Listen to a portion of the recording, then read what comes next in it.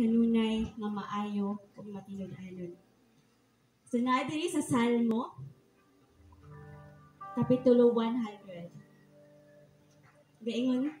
Nagaingon ang pulong sa Dios. Awiti nga malipayon ang Ginoo, tibuok kalibutan. Simbaha ang Ginoo uban ang kalipay ug panuol kamo kaniya uban sa malipayong mga awit. Ilha nga Dios ang Ginoo, siya ang nagbuhat kanato ug kita iyaha. Kita iyang katawhan ug iya kitang panod. Sulod kamo sa iyang templo ug pasalamati siya dito. Sulod kamo sa iyang balaang puloy-anan ug dayga siya dito. Pasalamati ug dayga siya. Ang Ginoo maayo, mulungtad ang iyang gugma, ingon man ang iyang pagkamatinud-anon hangtod sa kanang kaliwatan. Church, ang Dios danaygon, ang Dios deserve ng atong simbahan. Busa karong adlaw, church, karong buntaga, atong daygon ng Dios, and let's rejoice in His name. Let us sing Hallelujah!